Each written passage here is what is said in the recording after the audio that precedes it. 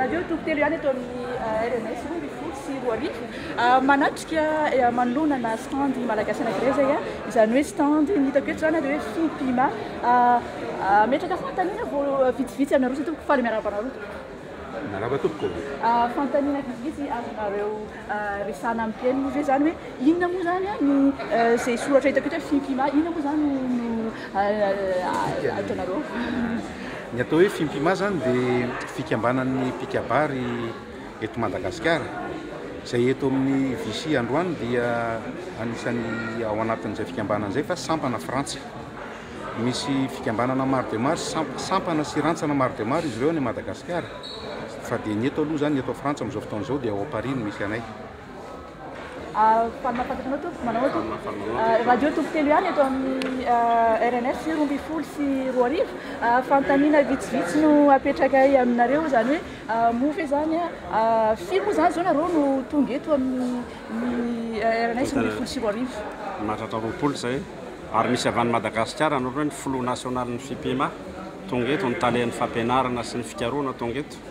zany hoe le Fimpima tsy hoe mahasana manerana ny Madagasikara ray manontolo izy zao rehefa misy sampana koa any ivelany hoe any Canada eto France any Suisse dia satria hoe manome lanja manokana ny kolotsaina dia nanao ezaka be zany ny Fimpima hitanao zao nanao ny kabary fanokafana dia ny filohan'ny Fimpima le izy moa sady natao tamin'ny teny gasy rehefa koa nadika tamin'ny teny frantsay satria betsaka ihany tsy mahazo zany hoe fandikanan'ireny obolana samy hafa ireny dia ny kabary famaranana koa araka izany dia izy fandraisana anjara lehibe ny Fimpima koa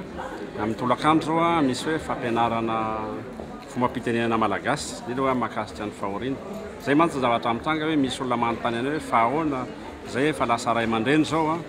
sahirana be niany rehefa misy fahoriana tsy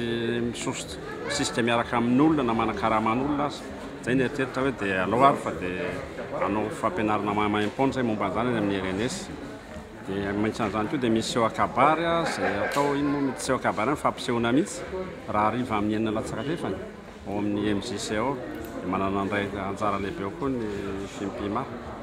dia ankoatran'izany moa misy mpitambana amin'ny Fimpima amin'ny sotoavy natao ratsy misy fampianarana kabary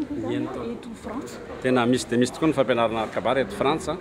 ary ao Paris moa zao no tena misy an'le izy natao tamin'ny teo zao dia avy amin'ny toerana malagasy hitanao ty ngamany tsara indrindra hoe ty zany a manomboka amin'ny oktobra no avy ny resako anao satria ny mahaliana ny olona dia io amin'ny hoe foyer universitaire malagasy ao Cassan dia reo zany re olona fa mitady afaka manoratra aminay amin'reto fa dia le izy zany manomboka volana oktobra parapatonga volana jiona dia le izy dia mahafinaritra aloha satria hita hoe tena manomboka mba misarika ny olona ty ny kabary sy dia fitadianany hoe ny kolotsaina malagasy amin'ny lalan'ny teny